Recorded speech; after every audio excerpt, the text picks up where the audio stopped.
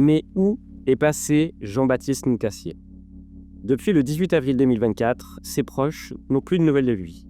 C'est la raison pour laquelle, 2 ou 3 semaines plus tard, son frère et son meilleur ami ont décidé de rendre une petite visite à la petite copine de Jean-Baptiste, une certaine Élodie, qui vit du côté de Mazamet. Ils veulent des réponses à leurs questions. Et le moindre que l'on puisse dire, c'est qu'ils ne vont pas être déçus, car Élodie va finir par ouvrir sa porte. Elle n'est pas toute seule. Le père d'Élodie est également présent. Agressif, il ne cache pas son mécontentement de les voir arriver, demander des comptes. Élodie, elle, explique qu'en réalité, il n'y a pas grand-chose à dire, si ce n'est que son petit ami Jean-Baptiste est parti comme ça, du jour au lendemain, sans prévenir. Elle raconte qu'il est parti le 18 avril sans prévenir, qu'il a pris toutes ses affaires et même des meubles. En rentrant du travail, qu'elle n'a pu que constater que Jean-Baptiste était parti.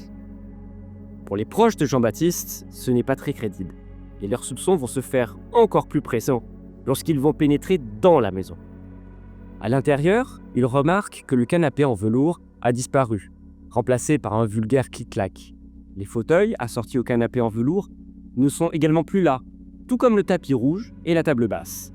Les murs du salon ont été entièrement repeints, et au sol, le lino a été lustré à fond. « Je voulais tout rafraîchir avant de déménager », dit Élodie en substance pour se justifier. Le père, lui, toujours mécontent de la venue de ces personnes, ses proches de Jean-Baptiste, leur dit ensuite d'un ton de défi: « Vous croyez qu'on a tué Jean-Baptiste?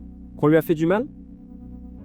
L'ambiance est tendue, pesante, et à n'en pas douter, leur conviction est déjà faite quand ils se rendent quelques instants plus tard au commissariat de Mazamet pour signaler la disparition de Jean-Baptiste. Et ils vont tomber de haut, puisqu'on ne prendra même pas leur déposition. On leur dit que Jean-Baptiste est majeur, qu'il a bien le droit, s'il le souhaite, de prendre quelques jours de tranquillité.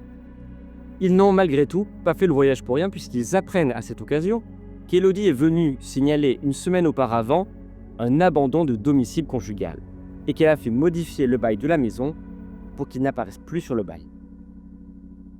Il faudra attendre 1 an et demi, pour connaître le fin mot de l'histoire, avec l'interpellation d'Élodie, la conjointe de Jean-Baptiste, mais aussi l'interpellation de ses parents.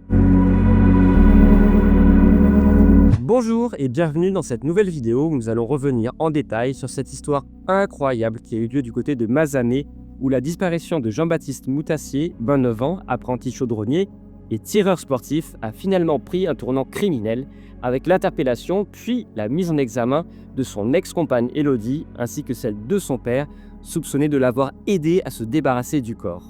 Mais pour bien comprendre cette histoire, revenons tout d'abord un tout petit peu en arrière.